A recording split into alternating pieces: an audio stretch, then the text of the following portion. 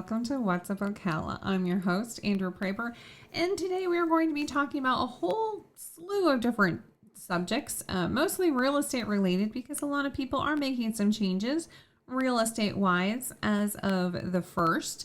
So we're going to be talking about how that all comes into play, how it's going to affect your ability to buy or sell your home, and just kind of what's going to be happening here shortly. As long as it sticks to what it normally does. So we'll talk about that. We're going to also be, of course, talking about some fun stuff that you can do right here in Ocala this weekend. So stick around for that.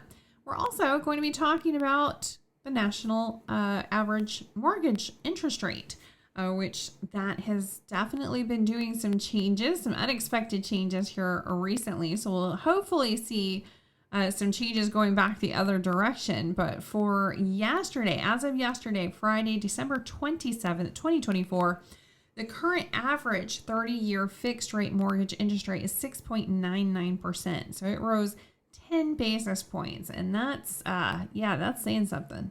And that's just in a week. So yeah, if you're looking to refinance your current mortgage, that 30-year fixed refinance is 7.01%. Wow. It increased 13 basis points from a week ago. So maybe now would not necessarily be the best time to be wanting to do that. Now, obviously, you don't necessarily want to do that. And if you need to do that, so be it. But if you could hold out just a little while longer, you might see some better rates coming down the way. Today's current average 15-year fixed refinance interest rate is 6.35%. So that's up 20 basis points. So even though it's less than the 30-year, it's still not great. Definitely not great. And basically, the consensus is that mortgage rates are going to ease down as we go along in 2025. So whether you need a mortgage now or you plan to get one in the next few months or next year or so, probably we're going to start seeing within the next quarter or going into mid-year, we're going to see some reductions of those interest rates. But at the same time, are you really going to make your family financial decisions based off the interest rate? Well, in some ways, yeah, you definitely kind of need to, in that you might not get as much house as you were hoping for. But at the same time, when you consider if you are renting right now, you're paying 100% interest. 100% interest. So even though the 7% is maybe not necessarily what you were hoping for, it's still going to get you a lot more bang for your buck at the end of the day than renting. So for those in a rental situation, I would highly recommend just go ahead, pull that trigger. Let's go ahead and get this done. Let's get you out of those rentals and into your own home. For many, many, many reasons. There's a lot of people that are so completely shocked that it's actually, at times, less expensive to move into your own home than it is to move into another rental. So if for some reason you're thinking, hey, this rental isn't working out for me, I really need to move into another rental home, let's see what's out on the market. Let me tell you, there's not much out there, and what is out there is exceedingly expensive. The rental rates have definitely drastically gone up over the last few years, and I think you'd be shocked and amazed at what even a basic 3.2 is going for right now. So yeah, maybe it's something to consider. It actually, by the time you're paying first, last, security, moving expense, all that stuff, it actually may be in your best interest to go ahead and purchase a home, even with those higher interest rates. Now, for me, I know everybody's like, oh, but you're a real estate agent. Of course you're going to say that. Well, actually, I'm a real estate broker and we do property management. So honestly, it doesn't really matter to me one way or the other. Whether you rent or you buy, we're still going to be fine. So we're going to do business either way. So it doesn't really benefit me to tell you to purchase. In fact, it probably would do me better to say to go ahead and rent for forever. But that's actually not what's in your best interest. It's something definitely to look into. And I think the biggest factor for why people continue renting, sometimes their entire adult lives, is because they just automatically tell themselves no. So if you're one of those that think that there is so much not going for you, that there's no way that you would be approved to purchase a home, you're probably wrong. You're probably wrong. Now, some of you out there, yeah, I wouldn't even loan you a library book, but but for the grand majority, actually, you actually do qualify. If you can qualify for a rental, you probably qualify for a loan. That's what I'm hearing from a lot of the lenders. Now, I personally am not a lender and I do not do loans, but I do work with some amazing people over the years that would definitely be able to help you. In fact, they can even look at your credit right now and tell you what you can do with your credit in order to get a better rate very quickly. So, sometimes it's like, oh, pay $20 on this card and $100 on that card, and you will end up with like 50 more points. And it's like, what? So what you think that you're doing with your credit in order to improve it may not be what you need to do. So I would definitely suggest talking to one of those preferred lenders in order to get the best rates possible and prepare now for when you do go ahead and decide to purchase a home. So just a heads up on that. I would highly recommend just talk to them. Just talk to them.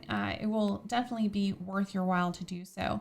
And there's nothing scary about them. I know a lot of you are picturing, some big old guy in a 3-piece suit in a bank office, and he's just raring to stamp it denied or something, or rejected or something horrible on your paper. That's not what happens at all. Absolutely at all. In fact, if it makes you feel any better, you're more than welcome to hang out in my office with me and have some coffee, and we'll have one of those preferred lenders come on over to our office, and you can see it's not anything scary at all.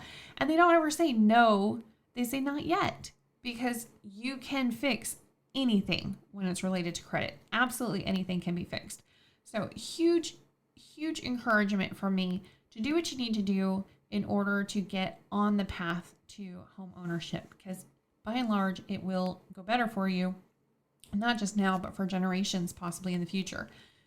All right, let me get off that soapbox. Let me go back to the interest rates. You got 30-year fixed rate interest rate is 6.99%, 20-year fixed rate 6.79%, 15-year 6.35%. That's right, folks. You do not have to get a 30-year fixed rate mortgage. You don't have to get a 30-year mortgage at all. You can go ahead and get a 15-year, a 10. You can do all sorts of interesting stuff. As far as the FHA loan, it's 6.86% for that 30-year fixed rate, and for the VA, 6.73%. There was some interesting stuff going on with VA. They are changing a lot of their guidelines, and people are definitely paying attention. Some of their loan limits have gone away. So does that mean that you can go in there and purchase anything and everything with a VA loan? No, not necessarily. But some of those loan limits, they're gone, that they no longer apply. And there were some changes that, do need to happen with VA as far as, what you can do for gift money and what you can do for seller paid fees and stuff like that. There's a lot of things that do need to change and are changing over time. A lot of that is because of the huge Department of Justice thing with the real estate, the NAR, the National Association of Realtors. And that is all, big news. Everybody is talking about that and doing this and doing that. And basically, I'm going to break it down for you real quick, real basic. Essentially, the Department of Justice just wants transparency and clear understanding for all parties, everybody involved in the transaction, as to exactly what your real estate agent is getting paid and by whom and when. Basic. That's all they want. So that's what they were going for. The National Association of Realtors, they did not want to go through major pain with the Department of Justice, so they offered a settlement to go ahead and make some drastic changes throughout the organization on what they're doing and what they're not doing and so forth. So some Some people are a little confused. They're like, oh, the laws changed. No, not necessarily, actually. It's actually a National Association of Realtors thing. So it actually has nothing to do necessarily with licensing or laws or anything like that. It was a settlement. So not everybody that has a real estate license is a realtor. That is actually a club, basically, that you can join, and you have to, abide by a code of ethics, and you have to do, other education stuff. It's just a little bit different. So the word realtor actually is a member of the National Association of Realtors, and, possibly the local organizations as well. Well, that's all well and good.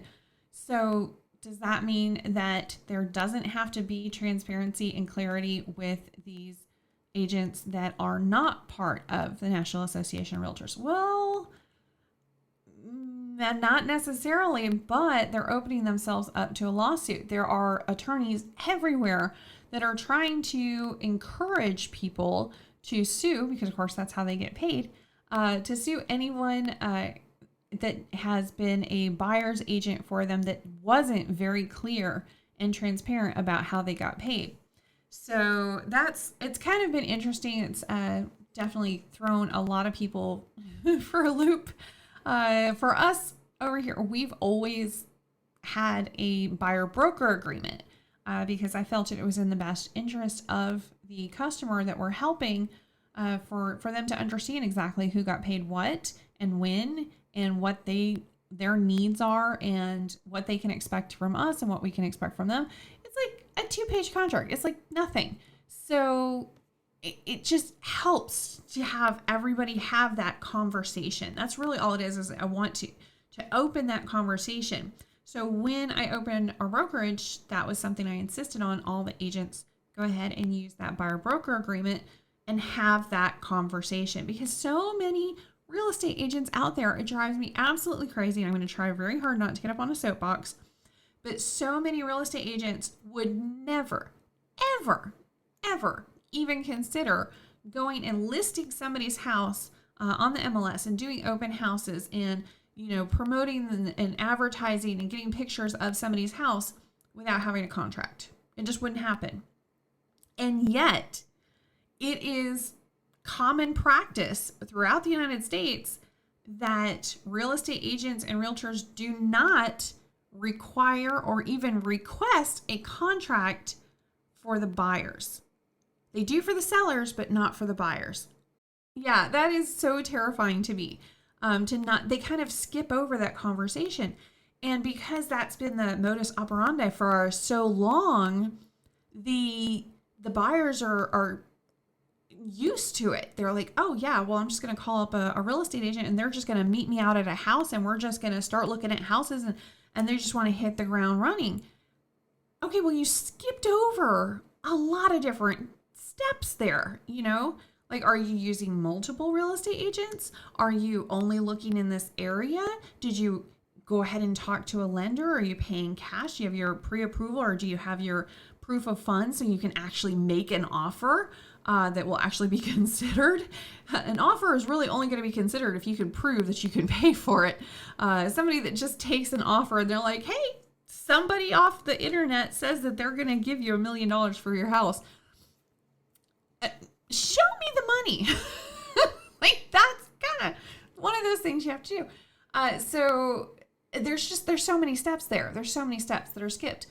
There's actually a lot of timeline that I like to figure out. One of the questions I normally ask during a buyer consultation is, if I could hand you the keys to your house on a specific day, and it would be the perfect day for your entire timeline, your schedule, what date specifically would that be? And that doesn't mean that we're necessarily going to hit that bullseye every time, but at least we know what we need to do and when we need to do it in order to get as close as humanly possible to that bullseye. But it also kind of helps the buyer really think about it and go, you know what, I've got a lease right now, and that needs to, and then I got to make sure that I have plenty of time to move. So it's going to be on a Thursday in they really think about it when you ask those kind of questions. But if you're not having a buyer consultation, you're not asking those kind of questions. And it's leaving a lot of questions unanswered for the buyers and also for the real estate agents. It's in their best interest as well to, sit down and have that conversation.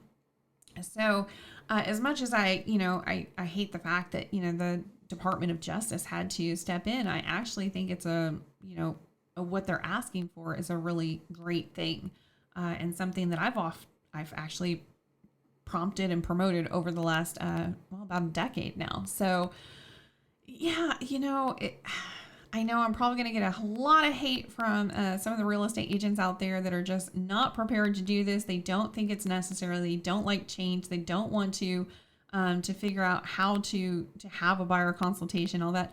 But again, none of them would ever consider listing a house, negotiating for the seller, doing any of that stuff, not having a clear understanding of what they get paid when, would never, ever consider doing that without a contract.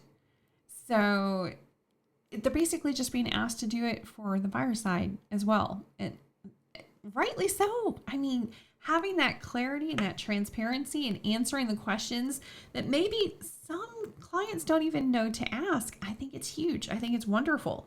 So I'm all for it, but I think I'm definitely in the minority there. Because again, change is hard. But what's funny is down the road, 5, 10, 15 years from now, we're going to look back and go, wait, you're telling me that all of the real estate agents were just going out there willy-nilly without even a buyer consultation or buyer contract and just showing strangers vacant houses off the internet? And it's like, yeah, that's how we were doing things. Yep. It will be absolutely unheard of in the next 5, 10, 15 years to even contemplate something like that. So I know everyone out there is like, it's the end of the world as we know it, and real estate's never going to be the same, and don't work with buyers. And yeah, that's not what's happening. I heard the same kind of nonsense when TRID came along, and there was changes with that. TRID was basically you had to have the buyers' totals or their information on the loan and their closing costs and stuff at least 3 business days prior to closing. Oh my goodness, you would not believe how crazy everybody got. They're like, so yeah, it's going to cause so many issues. We're going to have to constantly be asking for an extension. No, we just adapted. And now it's crazy that you think back and you're like, man, there were so many times when the buyer was at the closing table and they got the numbers right there. They couldn't really think about it or analyze it. And there's, they've got the keys dangling right there going, hey, go ahead and accept this or you're not going to have the keys. And yeah, I know you're moving trucks out in the parking lot, but got to do what you got to do. Even if the numbers had completely changed, they're still going to sign just because they were put in an incredibly awkward situation. It was terrible. It was a terrible way to do things. I cannot tell you how many times the numbers would come across. I never even got to see them beforehand. I never got to help my customer. They never got to ask questions because their lender wasn't even there. All of this stuff happened, and it was like at the closing table. They got the numbers halfway through the closing. They've already signed half the documents, and they're like, oh yeah, by the way. So yeah, I definitely think that there will be changes. A lot of people are going to need to adjust, but in the long run, it will be better. And I think as a whole, the entire industry will be better. So, just a little bit of adapting. Now, as far as the holidays, every year we go through a bit of a sales slump right between Thanksgiving and New Year's, where not many people want to actually purchase homes, go shopping for homes, look at homes. People don't want their homes being seen because they've got relatives over, or they've got, decorations that were, just all the stuff. They all want to just deal with it after the beginning of the year. So there's not quite as many houses on the market. The people that are actually shopping, they have a little bit harder time actually going in and seeing houses. It's just a little different. But now, here coming up, we are just at the end of that whole holiday season. We have New Year's coming up, and then invariably, a large percentage of the population is going to have moving in their New Year's resolutions. So it gets to be it goes from one of the slowest times a year to one of the busiest times of year, like overnight, just that switch gets flipped and away we go. So just keep in mind that once we get into January 1st, there's going to be a huge surge in new listings. There's going to be an increased buyer interest. There's going to be a huge market recalibration that's going to go on. The prices are going to go different. There's going to be a lot of competition. The interest rates may even reflect that. They may actually change again, hopefully for the better, but no promises. So there's going to be a lot of things that are going to be happening here shortly with the real estate market. But, you know, it happens every year. It happens every single year. So just be aware that that is going to be happening pretty soon. If you're able to this weekend and over the next couple of days, if you're able to go ahead and get a little bit ahead of them and of the rest of the pack and take a look at what's on the market right now, what you like, what you don't like, all of that, so that you can go ahead and, you know, get your offer ready. Make sure that you're ready. Remember, I mentioned before that pre-approval letter or the proof of funds or whatever. Get all of that prepared so that, you know, you see a house, somebody else sees a house, they're ready, you're not, guess who's getting the house? Yeah. So just make sure that you have all of that squared away. If you don't know or you're not sure, just check with your real estate agent. They're going to walk you through the steps to make sure that you have your questions answered, even the ones you don't even know to ask. They should be able to go through all of that, and they should have the heart of a teacher, as Dave Ramsey calls it. Having somebody that's going to not only help you through the steps, but explain the steps as well and why it is what it is. That's a true salesperson as far as I'm concerned. It's not somebody that's trying to get the deal. It's somebody that's trying to help you understand the process and understand exactly what you're doing. So yeah, I would say that's definitely a goal for you. If that's one of your goals, please let me know in the comments on our YouTube channel, or also you can go ahead and hit us up on Facebook and let us know. We are, of course, at Great Expectations Realty. So let us know what your thoughts are on all of that. All right, so we have some fantastic stuff going on in Ocala this weekend. Already, hopefully, you participated in the 5K for Good this morning. 7:30 this morning. It was over at the Baseline Trailhead. And if you missed out, that's okay, because there's still a concert for good going on tonight over at the Ocala Civic Theater. Tickets are only $15. But this is going to charities in the community. This is put on each year by Caleb and Luke Lombardo, some local youths here in Ocala. And all of that money goes to charity. So hopefully you will support them with that endeavor. This is the 4th year they've been doing that. So really excited for them. You can find out more information about that on concertforgood.com. Of course, we also have the downtown market going on. So hopefully you'll be able to enjoy that. I know we've got some colder weather coming. So get on out to the farmer's market and enjoy. Next week, of course, there's going to be a lot of things that you can do because it's the first Saturday of the month. So not only the first Saturday of the month, but it's also the first Saturday of the year.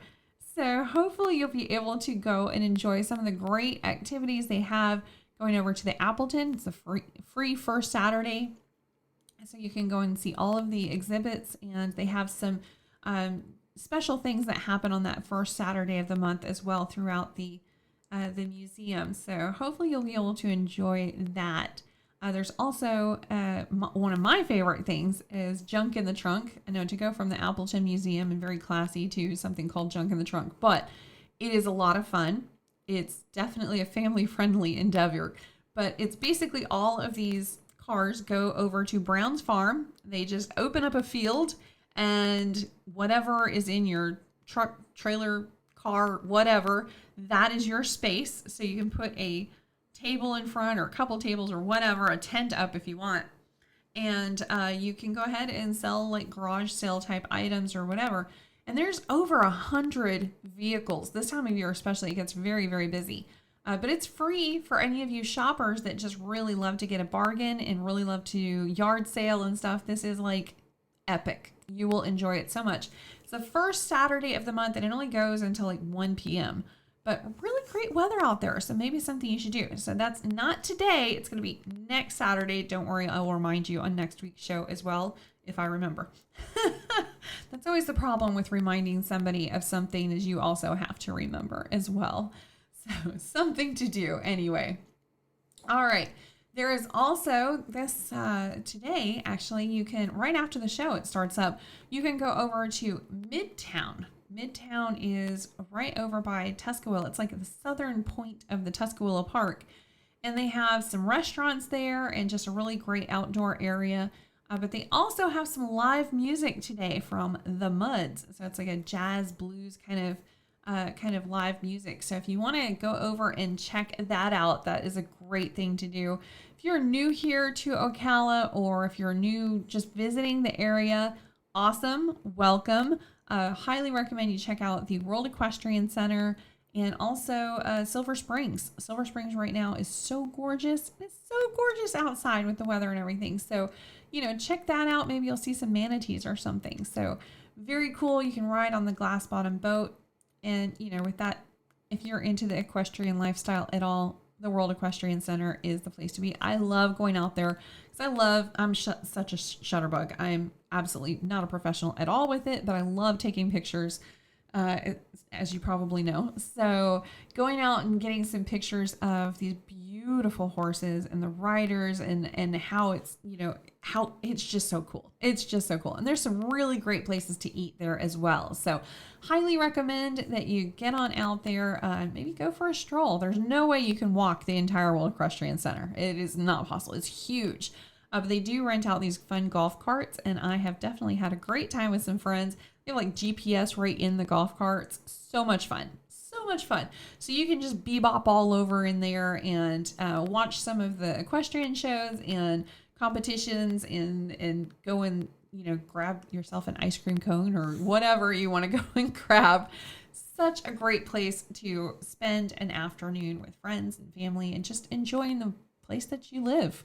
So hopefully you're able to do that kind of stuff right here in Ocala and enjoy some of the local events that are going on all weekend long. We have lots of stuff coming up in January all throughout Ocala and Marion County. So hopefully you'll be able to enjoy some of that as well. Well, that's it for us in this show. If you have any questions, comments, concerns, or otherwise, go ahead and let me know.